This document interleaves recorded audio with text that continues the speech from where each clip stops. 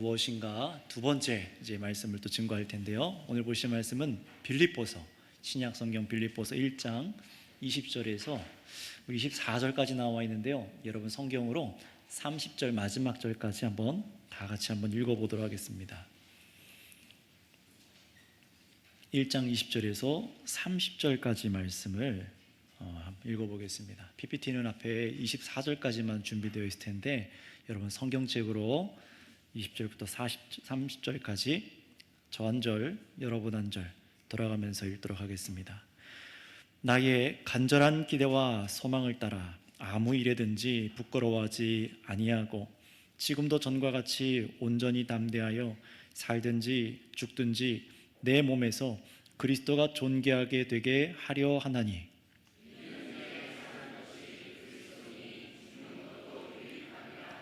그러나 만일 육신으로 사는 것이 내 일의 열매일진데 무엇을 택해야 할지는 하는지 나는 알지 못하노라.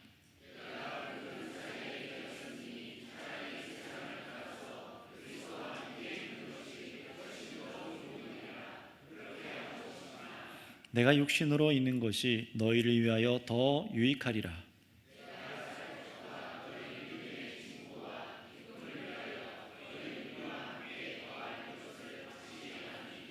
내가 다시 너희와 같이 있으므로 그리스도 예수 안에서 너희 자랑이 나로 말미암아 풍성하게 하려 함이라.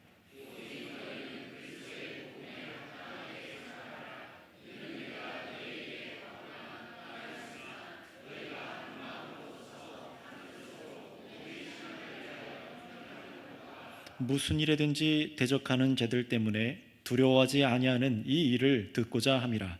이것이 그들에게는 멸망의 증거요 너희에게는 구원의 증거니 이는 하나님께로부터 난 것이라.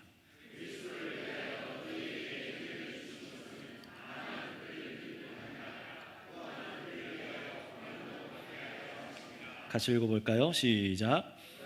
또 그와 같은 싸움이 있으니 너희가 내 안에서 본 바요 이제도 내 안에서 듣는 바니라. 아멘. 하나님께서 예수님을 믿는 사람, 정말로 예수님을 믿는 사람을 하나님 아버지께서는 그 사람을 거듭나게 하십니다. 거듭남의 의미가 무엇인지는 오전에도 말씀드렸죠. 정말로 죄가 용서받게 되고 영원한 생명을 소유하고 있는 사람이 되게 하시는 것입니다. 그래서 우리의 지금 우리 몸은요, 지금 여러분들과 제가 입고 있는 이 몸은요, 점점 병들고 늙고 쇠해져서 분명히 다 예외 없이 우리 모두가 다 몸의 죽음을 겪게 될 것입니다. 그런데 성도에게는요, 우리들에게는 사라지지 않고 영원히 썩지 않는 생명이 자리 잡고 있어요. 분명히 우리 몸뿐만 아니라 온 우주 만물, 세상에 있는 모든 것은 다 썩게 되고 영원한 것이 없잖아요. 그런데 하나님께서는 바로 우리 예수님 믿는 성도에게 세상에 없는 영원한 생명을 우리에게 주신 줄을 믿습니다.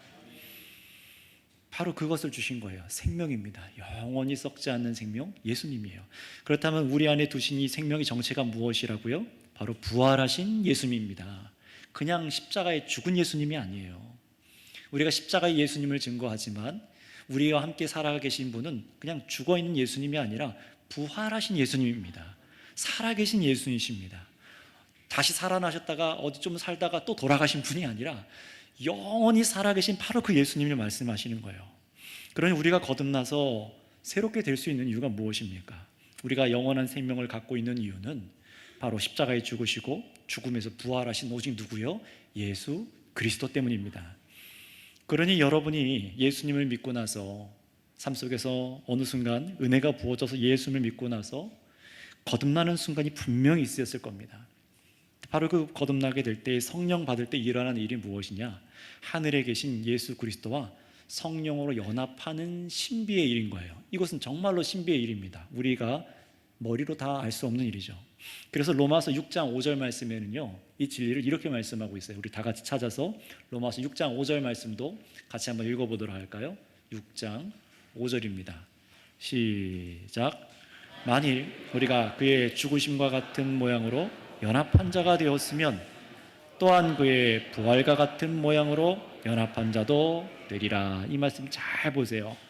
만일 우리가 그의 죽으심과 같은 모양으로 연합한 자가 되었으면 십자가 예수 그리스도와 연합했다는 거잖아요.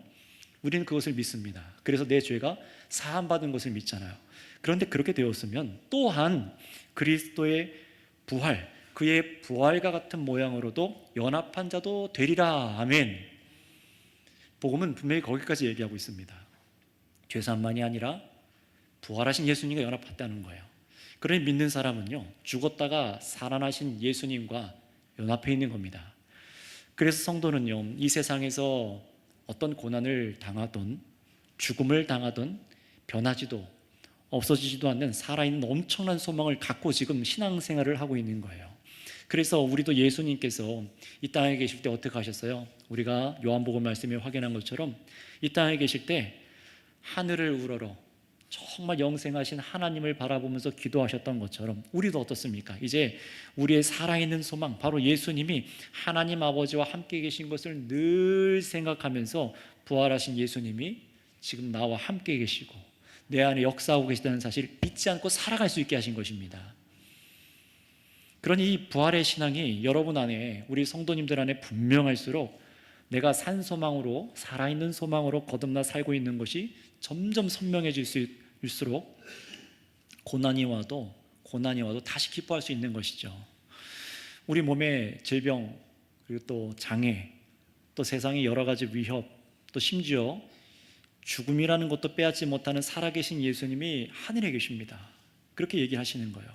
우리가 오전에 말씀에서 베드로 전서를 통해 확인했잖아요. 바로 그 예수님이 지금 이 순간에도 나에게 생명이 되어주고 계시다는 사실 때문에 여러분 정말로 기뻐할 수 있기를 원합니다. 나를 견디게 하세요. 죄를 다시 미워하여 일어나게 해주십니다. 질병에서도 건지시기도 하십니다. 정말 많이 경험하잖아요. 때론 그렇지 않더라도 우리 주님의 영혼의 구원, 이 구원이 얼마나 확실한지를 더욱더 믿어지게 하십니다. 그래서 눈에 보이지 않지만 예수님을, 바로 나를 그렇게 구원하시고 살게 하시는 예수님을 마음으로부터 사랑하게 되는 거예요. 바로 이게 우리 주님께서 우리 안에 일으키신 구원의 일이죠. 나의 영원한 산소망 예수님을 점점점 사랑하는 것. 예수님을 사랑하는 사람은 곧 누구를 사랑하는 겁니까? 하나님 아버지를 사랑하는 겁니다. 바로 이 삶을 우리에게 선물로 주신 겁니다. 믿음의 삶이 부활의 신앙인 것을, 그래서 이 삶이 무엇인지를 오전에 증거해 드렸어요. 자, 그렇다면은 이 시간에는요, 오전에 약속드린 대로 부활 생명을 가진 우리 성도가 어떻게 살아가야 되는지를 이제 증거하도록 하겠습니다. 이 살아있는 소망 예수님 때문에 기뻐하고 더욱 믿음으로 예수님을 사랑하는 우리가 과연 어떻게 살아가야 될까? 이 진리를 여러분 오늘 잘 들으실 때에 하나님께서 허락하신 부활의 신앙이 한층 더 자라갈 수 있는 은혜 주시기를 원합니다. 우리가 읽은 이 빌립보서 말씀을 한번 보세요. 이 빌립보서 말씀은요, 바울 사도가 어디에 있을 때 쓴 서신일까요? 감옥에 있을 때입니다.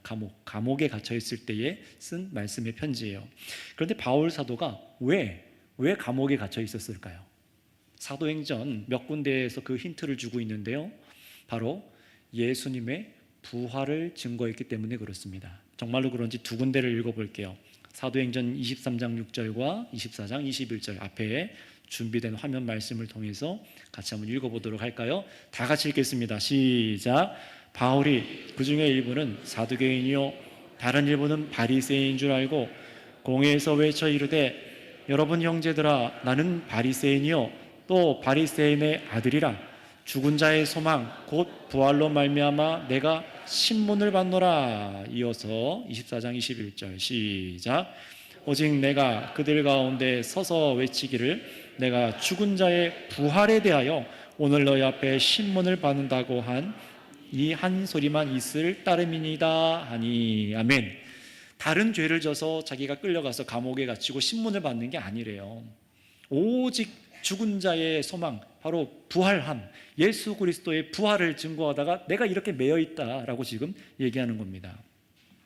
어떤 다른 잘못이 없는 거예요. 그럼에도 오직 예수님의 십자가와 이 부활의 복음을 사람들에게 전했다는 그 이유로 세상은 이 바울을 가둬놓습니다.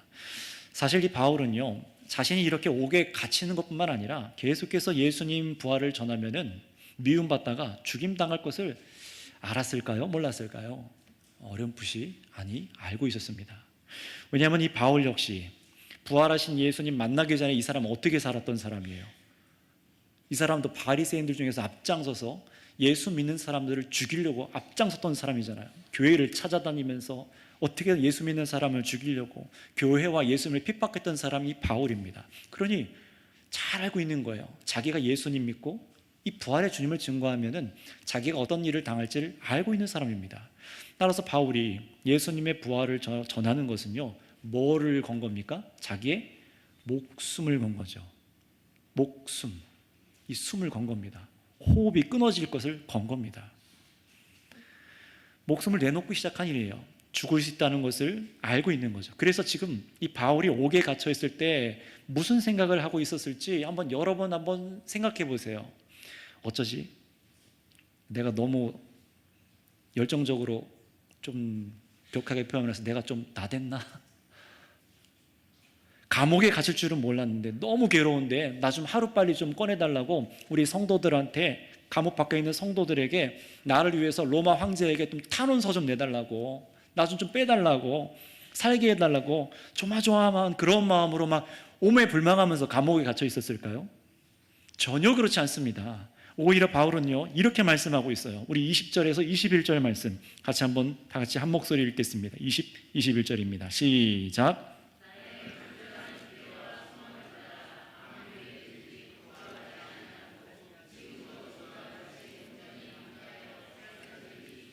내 몸에서 그리스도가 존귀하게 되려 하나니 이는 내게 사는 것이 그리스도니 죽는 것도 유익함이라. 아멘. 이 바울이 감옥에 갇혀서 한 기록입니다. 바울은요, 감옥에 갇힌 것을 전혀 부끄러운 일로 여기지 않고 있어요. 왜냐하면 바울이 생각하는 진짜 부끄러움은 뭐냐? 자기가 만난 부활하신 예수님을 위해 살지 않는 겁니다. 불성실하게 사는 게, 그게 진짜 부끄러움이었던 거예요. 부활하신 예수님을 만난 후에 거듭난 바울의 기대, 바울의 소망이 새로워진 거죠. 내가 감옥에 갇혀서 죽든지 또는 풀려나서 살게 되든지 오직 나의 몸에서 그리스도가 존귀하게 되는 것이 나의 소망이고 나의 기쁨입니다 라고 말하는 거예요. 왜냐하면 21절에 보시면은 바울 안에 살고 계신 분이 누구랍니까? 바로 그리스도시기 때문에 바울은요, 자기가 죽는 것도 유익하다고 여긴 거예요. 여러분, 이 말의 의미가 뭐냐? 이 말의 의미는 무엇이냐면요, 살아계신 예수님이 계시기 때문에 자신이 죽어도 문제가 되지 않는다고 말을 하는 겁니다. 나의 몸이 세상에서 결박당해서 자유가 없고 고통스러울지 몰라도, 그래서 심지어 정말로 죽는다고 해도 부활하신 예수 그리스도께서 살아계시기 때문에, 그분이 내 안에 계시기 때문에 전혀 문제될 것이 없다라고 지금 그렇게 말을 하는 거예요. 여러분, 오전 설교 말씀을 한번 떠올려 보세요. 또 지금 설교 앞에 드린 말씀도 한번 생각해 보세요. 우리 그리스도인들은요, 모두가 바울처럼 부활의 신앙에 살아야 되고 그렇게 꼭 살아가야만 합니다. 다른 길은 없습니다. 십자가 길 따로 있고 부활의 길 따로 있고 그렇지 않아요. 하나의 길입니다. 왜냐하면 예수님께서 죽음을 정복하시고 영원히 사시는 몸으로 부활하신 이유가 뭐냐? 바로 한번 따라해 주시기 바랍니다. 나의 생명이 되시기 위함입니다. 바로 우리의 생명이 되시기 위해서, 그래서 부활하신 거예요. 간단히 말하는 건 이런 겁니다. 그래서 예수님 믿는다는 것은 살아계신 예수님이 내 안에 죽지 않는 생명이 되신다는 것이에요. 우리는 이 생명으로 살아가는 사람들이고 이 사람들을 바로 그리스도인이라고 하는 거죠. 바울은요, 자신을 만나주신 이 부활하신 예수님께서 앞으로 또 모든 믿는 사람들에게 생명이 되어주신다는 사실을 알고 있어요. 계속해서 그렇게 생명을 주셔서 하나님의 백성들을 계속해서 이 세상 가운데 주님 다시 오시는 그날까지 일으키실 것을 이 바울이 알고 있는 거예요. 여러분 생각해 보세요. 이 복음이 2000년 동안 전해져서 우리나라 대한민국까지 와서 지금 이 어린 친구들한테도 들려지고 있어요. 우리에게 그렇다면 이 복음이 들려져서 은혜가 부어져서 성령의 역사로 믿어지기 시작할 때 여러분 안에 어떤 일이 일어난 것입니까? 예수님 믿을 때 성령의 역사로 예수님께서 십자가에 죽으신 일에 우리가 같이 죽었습니다. 영적인 일이에요. 또 우리 생각, 우리 몸이 죄의 노예에서 풀려났다는 말을 지금 하는 겁니다. 죄를 위해서, 나의 쾌락을 위해서, 정욕을 위해서 마귀의 생각을 따라 살던 내가 죽었다는 거예요. 그게 바로 거듭남입니다. 그런데 거듭났다는 것은요, 우리가 그렇게 죄에 대해서 죽은 채로 그냥 사는 게 아니라, 아무런 생각 없이 죽은 채로 사는 게 아니라 이제 내 안에 예수님이 살아계시기 시작했다는 겁니다. 나는 죽고요, 그런 죄에 대해서 살던 나는 죽고, 이제 의에 대해서 사는 오직 예수님만이 내 안에 사신다는 거예요. 그래서 로마서 6장 5절 말씀에 또 뭐라고 바울 사도가 증언했는지 우리 한번 증거한 말씀을 같이 6장 5절 말씀 다 같이 앞에 화면을 보고 읽어볼게요. 시작. 만일 우리가 그의 죽으심과 같은 모양으로 연합한 자가 되었으면 또한 그의 부활과 같은 모양으로 연합한 자도 되리라. 반복해서 보지만 이 말씀은 잘 보세요. 내가 어떤 상태에 있는지, 나의 거듭남이 무엇인지를 인식하는 거죠. 따라서 여러분, 이 말씀대로라면은 저와 여러분들이 병에 걸리든 심적으로 몸이 약해지든 약했을 때에도 우리 안에는 지금 누가 계신 겁니까? 예수님이시죠. 예수님이십니다. 부활하신 예수님이세요. 심지어 우리가 숨이 멎어도 몸이 죽는다고 해도 믿는 우리 안에 누가 계신 것입니까? 예수님이시죠. 부활하신 예수 그리스도가 계신 거예요. 그래서 내 몸이 죽어도 나의 영혼이 죽는 것이 아니라는 겁니다. 우리가 사라지는 게 아니에요. 망하는 것이 아니라는 겁니다. 여러분, 나무 장작이 시커멓게 타면 탈수록 막 불꽃이 활활 타오르잖아요. 그렇죠? 네. 어릴 때 초등학교 수련회 가서 캠프파이어 해보셨잖아요. 네. 안 해보신 분들이 네. 활활활 타올라서 재만 남지 않습니까? 나무가 다 타면은, 그래서 재만 남으면 불도 꺼지기 마련인데, 그래서 우리 인생도 활활활 타다가 60, 70, 80 살다가 꺼져서 아주 사라져야 되는데, 예수님 때문에 우리가 죽어도 생명의 불꽃이 꺼지지 않는다는 거예요. 이게 우리가 받은 신비의 선물, 바로 구원입니다. 그래서 바울은 이렇게 말합니다. 22절에서 23절 말씀 한번 읽어볼게요. 본문 22절에서 23절입니다. 시작. 그러나 만일 육신으로 사는 것이 내 일의 열매일진데 무엇을 택해야 할지는 나는 알지 못하노라. 내가 그 둘 사이에 끼었으니 차라리 세상을 떠나서 그리스도와 함께 있는 것이 훨씬 더 좋은 일이라 그렇게 하고 싶으나. 아멘. 이게 무슨 말입니까? 우리 그리스도인들이요, 죽어도 좋은 이유가 나온 겁니다. 무슨 이유라고요? 네, 죽어도 좋은 이유요. 이게 무슨 말인가 싶잖아요. 우리가 죽어도 좋은 이유가 있답니다. 왜 그렇습니까? 바로 예수님과 함께 할 수 있기 때문에 그렇다는 거예요. 이 세상에서 우리가 이 몸으로 있을 때에는 눈으로 예수님을 보지 못하잖아요. 성령의 역사로 예수님을 믿음으로 우리는 사랑합니다. 게다가 이 세상의 수많은 유혹, 질병, 고통으로 방해받고 흔들리기도 해요. 예수님 믿는 게 보통 어려운 게 아니에요. 그런데 이 죽음 이후에는 달라지죠. 전보다, 이 지금보다 더 나은 형태로 예수님과 함께 할 수 있는 거예요.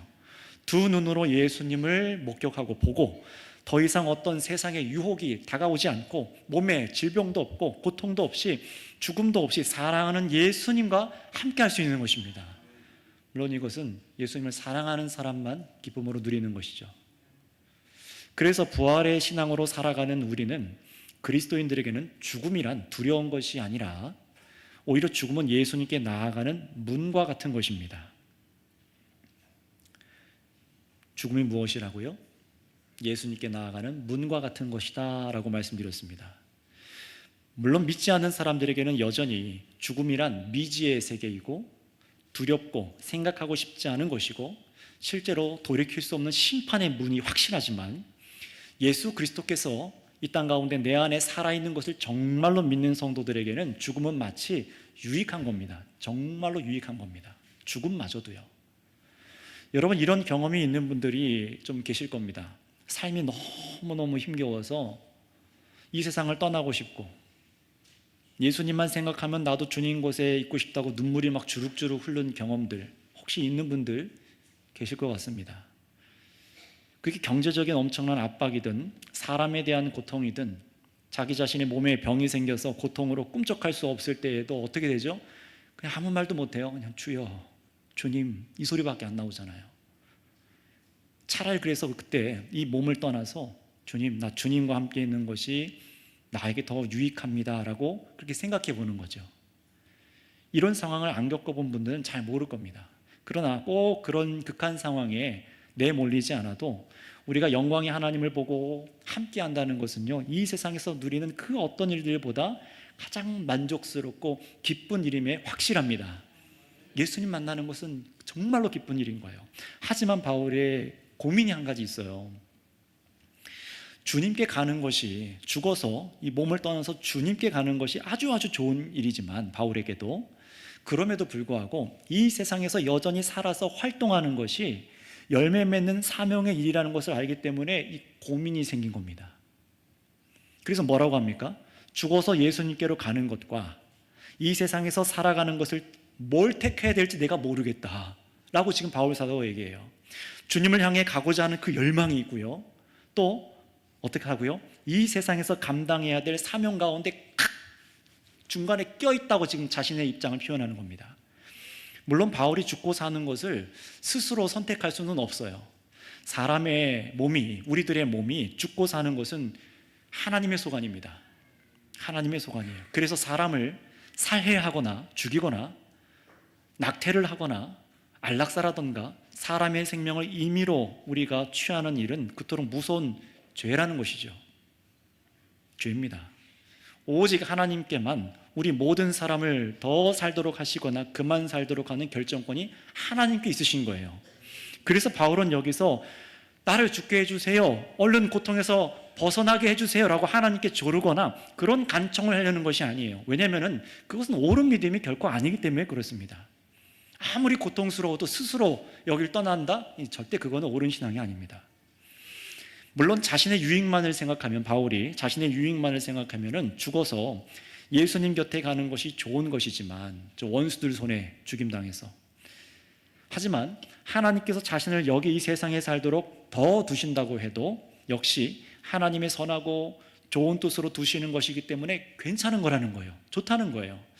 바울이 죽어도 그 안에 계셔서, 예수 그리스도께서 바울 안에 계셔서 죄인을 대신에 십자가에 죽고 부활하신 구원자 예수님이 높아지실 것이기 때문에 죽는 것도 나는 기쁘다라고 말하고요, 살아있어도 주님이 내 삶을 통해 드러나는 것이기 때문에 나는 기쁘다라고 얘기하는 거예요. 자, 그렇다면 여러분, 그리스도인이 이 세상에 사는 이유가 무엇이라고 말할 수 있겠습니까? 저와 여러분들 데려가시지 않고 저와 여러분을 부활의 신앙을 갖고 하루하루 살아가도록 오늘 호흡을 허락하시고 또 유지하고 있게 하신다면 그 이유가 뭘까요?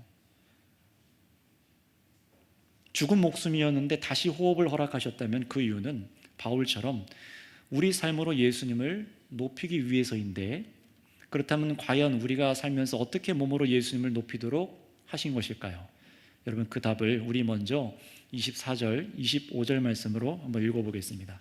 24절에서 25절입니다. 24, 25절입니다. 시작. 내가 육신으로 있는 것이 너희를 위하여 더 유익하리라. 내가 살 것과 너의 믿음의 진보와 기쁨을 위하여 너희 무리와 함께 거할 이것을 확실히 아노니. 아멘. 육신, 몸이죠. 우리 몸을 입고 이 세상에 있는 것이 누구를 위해서 있는 것이라고요? 네, 놀랍게도 따라해 주시기 바랍니다. 다른 성도들을 위해서. 네, 우리가 이 몸을 입고 이 세상에 있는 것이 누구를 위해서냐? 놀랍게도 다른 성도들을 위해서 있는 거래요. 다른 사람의 믿음의 진보와 다른 사람의 믿음이 자라가도록 돕기 위해서 내가 이 몸으로 있다는 겁니다. 그래서 성도의 기쁨은 바로 무엇입니까? 자신이 아니라 다른 성도들의 기쁨을 위해 사는 것. 그래서 이것이 유익한 일이다 라고 얘기를 하는 거예요. 여러분, 부활의 신앙은요, 분명히 이 세상을 작별하는 죽음, 세상과 헤어짐을 두려워하거나 아쉬워하지 않는 삶인 것도 맞습니다. 그게 부활의 신앙이 맞습니다. 그러나 그렇게 해서 담대하게 주님을 사랑하는 삶을 살다가 죽는다고 해도 예수님께로 가는 것을 믿고 내 삶 가운데 주님만이 드러나는 것이기 때문에 목숨을 드리는 것을 아까워하지 않는 거예요. 하지만 또 한편으로 부활의 신앙은 무엇이냐? 오늘 우리가 다른 사람의 유익을 위해 사는 것입니다. 별로 동의가 안 되시죠? 아멘이 별로 없는 거 보니까. 여러분의 몸이 누굴 위해 있다고요? 오직 주님을 기쁘시게 하기 위해서인데 그게 다른 사람의 유익을 위해서입니다. 다른 사람의 믿음의 진보를 위해서요. 왜냐하면 우리가 이 땅에 살아계신 소망 예수님께 꼭 붙어 있을 때 삶의 열매가 무엇입니까? 그 사랑의 열매라고 하잖아요. 그 사랑의 열매는 누굴 위해 있는 거죠? 다른 사람이죠. 다른 사람과의 교제로 나타나는 겁니다. 하나님께서 우리를 여기 세상에 두신 이유는 이 열매를 주님께서 보고야 마시겠다는 겁니다. 그게 없으니까 기다리고 계시죠. 그래서 야고보서에서 뭐라고 말하죠? 주님께서 더디 오시는 이유는 다른 이유가 아니라 모든 사람이 회개에 이르기 위해서다라고 말씀합니다. 돌이켜서 정말로 주께서 허락하시는 그 삶을 사는가 살지 않는가, 그 믿음이 있는가 없는가, 자기 자신을 위해서가 아니라 오직 주님을 기쁘시게 하기 위해서 다른 삶을 위해 자기의 몸을 사용하는가, 그것 보시려는 겁니다. 여러분, 이 열매 없이 죽는 마른 가지와 같지 않으시고 서로를 정말 사랑하는 열매를 맺으셔서 우리 주님을 높이는 삶을 사시기를 바랍니다. 여러분의 육신의 가족을 포함해서 교회인 성도들이 여러분이 살아있어서 얻게 되는 유익을 하나님께서 생각하시는 거예요. 우리에게는 사실 이 세상보다 이 현세를 떠나서 주님 곁에 있는 것이 훨씬 유익이 많습니다. 그럼에도 불구하고 저와 여러분들을 여기 두신 이유가 서로의 유익을 위해서라는 거예요. 다른 사람의 유익이요. 왜냐하면 우리에게 더 좋은 것으로 주님께서 자신에게로 불러줄 수 있으시지만 우리를 세상에 두시는 이유는 지금 여러분 주위에 있는 사람들이 바로 여러분들을 통해서 믿음의 진보를 이루고 기쁘게 하기 위해서입니다. 여러분, 오전에 1부 예배 때도 2부 예배 때도 광고로 우리가 전용배 이사님을 위해서 함께 기도했을 때 하나님 허락하신 은혜를 지금 우리가 맛보고 있잖아요. 아멘하고 막 기뻐했어요. 막 기뻐했습니다. 무엇입니까? 연약하고 생명의 죽음의 위기에 있음에도 하나님께서 함께 하시는 것을 볼 때 같이 기뻐하게 되는 거죠. 왜 하나님께서 전용배 이사님을 데려가시지 않았는가? 왜 우리 주위에 있는 형제 자매들을 데려가시지 않았는가? 생각해 보신 적 없으신가요? 그냥 알아서 해주시겠지입니까? 여러분이 고통스러울 때 병상에서 호흡기를 꽂고 계실 때 내가 왜 더 살아가야 되는지 그 이유가 뭐라고 주님께 말씀드리시겠습니까? 당장에 내가 주님께 가는 게 유익입니다. 그런 날 여기 살게 해주세요. 그 이유가 뭐가 어떤 게 있겠습니까? 나 아직 못 타본 차가 있어요. 아직 안 사본 집이 있습니다. 내 자식 새끼들은 어떻게 키우죠? 내가 내 아이들 학교 가는 거 봐줘야 되는데요. 많이 있겠죠. 그런데 주님은 전혀 다른 얘기를 하시는 거예요. 바울 사도를 통해서 전혀 다른 걸 말씀하시는 겁니다. 서로의 기쁨을 위해, 믿음의 진보를 위해 함께 예수 그리스도를 바라보게 만들고 예수님을 사랑하게 만들기 위해서입니다. 정말로 생명의 예수님이 우리와 함께 계시구나 라는 것을 서로를 두게 하셔서 깨닫게 하시고 믿게 하신다는 겁니다. 이게 지금 성경에서 나타나고 있는 일이에요. 우연히 산 게 아니에요. 그냥 살만하니까 살으셨겠지 사람들이? 아닙니다. 하나님께서 생명을 주관하시고 살게 하셨다면 바로 이 이유였다는 사실을 여러분 꼭 기억하시기 바랍니다. 그러니 여러분 이 보세요. 이것은 바로 부활 신앙을 갖고 살아가는 삶입니다. 예수님께서 우리에게 선물하신 삶, 죽음에도 예수님께로 나아가게 하신 소망과 이 세상에 있을 동안에도 죄를 위해 사는 것이 아니라 하나님 영광을 위해 살아서 열매 맺는 삶을 선물로 받아서 사는 거예요. 거기서 오는 기쁨이 분명히 또 있죠. 죄의 결과로 우리는 분명히 추악하고 연약하고 우리 몸이 쇠해지고 몸의 죽음을 겪는 우리지만 우리 삶과 죽음에 놀랍게도 누가 나타나기 시작하는 겁니까? 아름다우신 부활의 예수님이 나타나는 것입니다. 썩어서 냄새나는 무덤이 되는 게 아니라 부활의 증거가 나타나는 거예요. 정말 부활의 소망을 바라보게 되는 겁니다.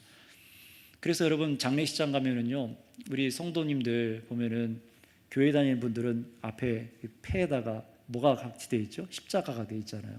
그 보면서 무슨 생각하십니까? 아, 기독교식으로 장례 하나 보다라고 생각하십니까? 아닙니다. 우리가 입관할 때 고인을 이제 두고서 마지막에 인사를 하잖아요. 무슨 생각하고 계십니까? 아예 이 사람이 이제 몸의 흙으로 돌아가서 한중 흙으로 돌아가서 곧 화장터에서 이제 들어갈 텐데 거기까지 생각하십니까? 그게 아니잖아요. 우리 그리스도인들은 무엇을 생각합니까? 이 몸이 죽어도 부활 생명을 소유하고 있고 우리 예수님이 살아계신 것을 바라보지 않습니까? 거기 우린 소망을 두고 살아가는 거잖아요. 정말 우리 죽음에도 유익하다라는 이 바울의 고백이 바로 그런 겁니다. 자기의 갇힌 것과 죽음을 통해서 예수님이 나타날 거니까요. 그런 세상에 있는 동안에도 정말로 다른 것이 아니라 예수님만을 나타내는 삶, 죽어도 살아도 주님만 나타나는 겁니다. 따라서 부활의 신앙으로 사는 삶이란 무엇이냐? 우리가 죽어도 반대로 우리가 이 세상에 살아도 예수님만 나타나는 것이 부활의 신앙입니다. 주님께서는요, 바울을 통해서 이 삶이 어떤 것인지를 우리에게 가르쳐 주셨어요. 그 삶을 뭐라고 하느냐면은 한번 따라해 주시면 감사하겠습니다. 복음에 합당하게 생활하는 것입니다. 네, 바로 이렇게 정말로 주를 위해 죽고 주를 위해서 사는 이 부활의 신앙이요, 어떤 삶으로 나타나냐? 바로 복음에 합당한 생활을 하는 것이라고 성경은 말합니다. 정말로 그런지 우리 27절 말씀 우리 한 절만 읽어보도록 하겠습니다. 27절입니다. 시작. 오직 너희는 그리스도의 복음에 합당하게 생활하라. 이는 내가 너희에게 가보나 떠나 있으나 너희가 한 마음으로 서서 한 뜻으로 복음의 신앙을 위하여 협력하는 것과. 아멘. 지금 복음에 합당하게 생활하는 것, 이 주제만 두고 이 뒤에 빌립보서 4장까지가 다 이 내용이거든요. 그래서 마음 같아서는 한 2박 3일 이것만 갖고 지금 성도님들과 한 3시간씩 4시간씩 설교하면 좋겠죠. 네. 그렇게 하고 싶은 마음이 굴뚝 같으나 저의 건강이 네, 한계를 하나님이 두셔서 그렇게 하지는 않겠습니다. 이 무슨 말일까요? 신약 성경에 여기 안에 딱 2번만 나온 아주 독특한 표현이 여기 나왔습니다. 이게 어떤 표현이냐면, 어떤 단어냐? 생활하라라는 단어입니다. 생활하라. 복음으로 생활하라. 복음에 합당하게 생활하라라고 할 때 생활하라. 이게 헬라어로, 죄송해요, 헬라어로 써서 폴리티오마이라는 이 헬라어 단어인데요. 여기서 유래한 영어 단어가 한 가지가 있어요.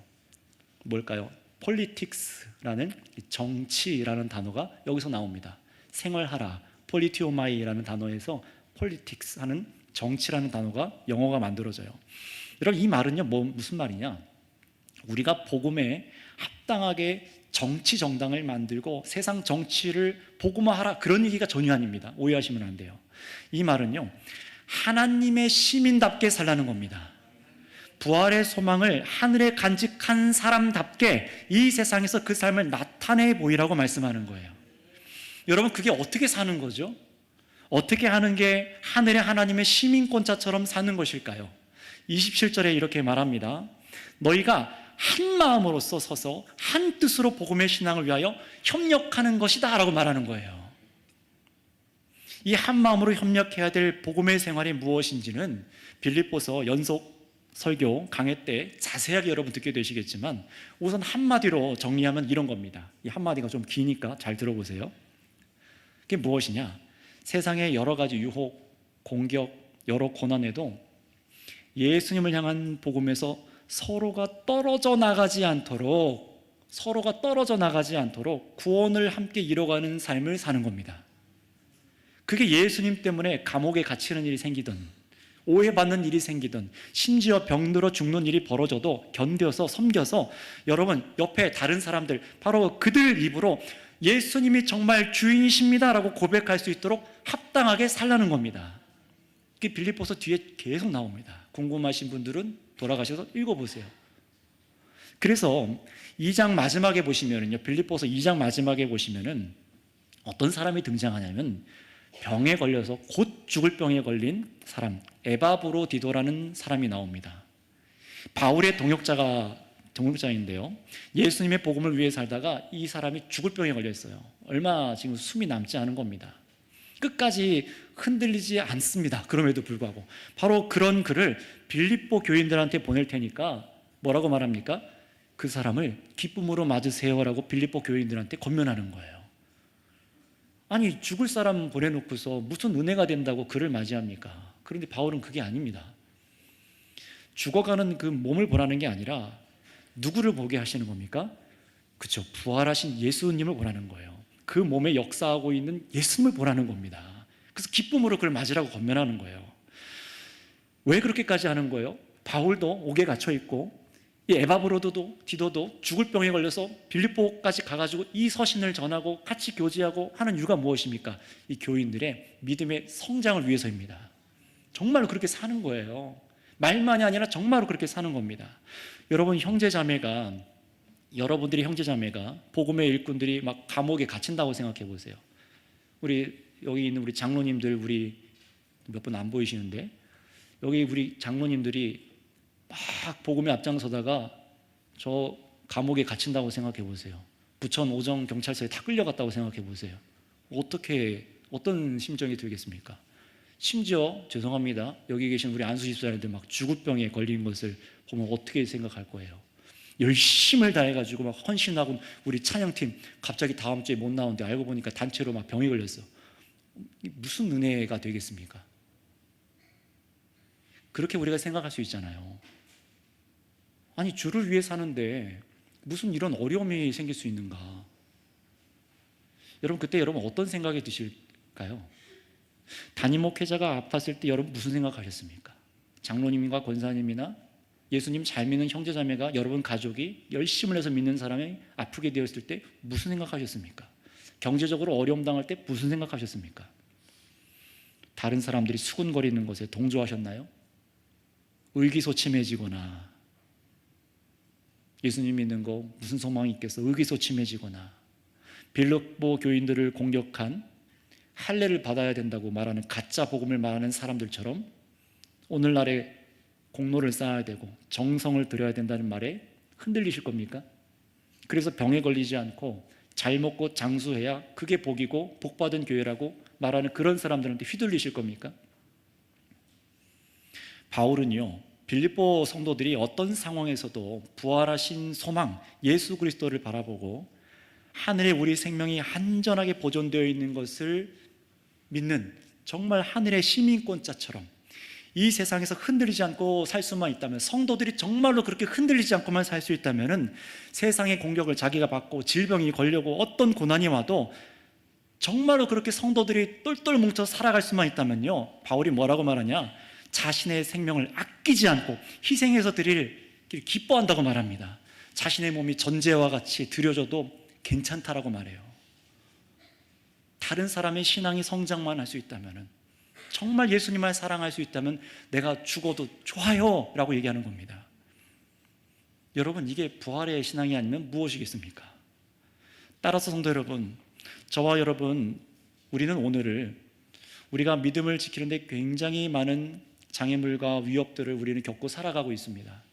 물론 우리도 죄가 되는 잘못한 일에 마땅한 비난을 받아야 되는 것도 사실이지만, 교회가, 저와 여러분들이 세상에서 예수님의 십자가와 부활을 전하는 그 이유 때문에 만약에 무시당하고 복음을 위해서 살아가는 것을 부끄럽게 여기게 만들고, 예수님 믿다가 사업이 망하거나 어떤 일이 되었든 사회에서 여러분이 어렵게 되고 심각한 병에 걸리고 혹시 죽게 되는 일들이 우리 가운데 있잖아요. 없지 않습니다. 우리는 여기서 부활의 신앙이 제 역할을 해야만 합니다. 바로 이 지점에서요. 이 지점에서 부활의 신앙이 제 역할을 하지 않으면요, 우리가 이 복음에 합당한 생활을 함께 하지 않는다면요, 공동체가 무너질 수밖에 없다는 사실을 가슴 한켠에 꼭 새겨두시기 바랍니다. 형태는 유지할 수 있을지 몰라요. 그냥 형식만 해가지고 그렇게 유지할 수 있을지 몰라요. 그러나 진정한 교회는 되지 못합니다. 따라서 여러분 기억하세요. 죽음은 우리 그리스도인에게 저주가 아닙니다. 분명히 죽음은 잠시 헤어짐의 슬픔을 가져오지만 죽음은 우리가 그리스도께로 가는 유익한 것이라는 사실을 꼭 아시기를 바랍니다.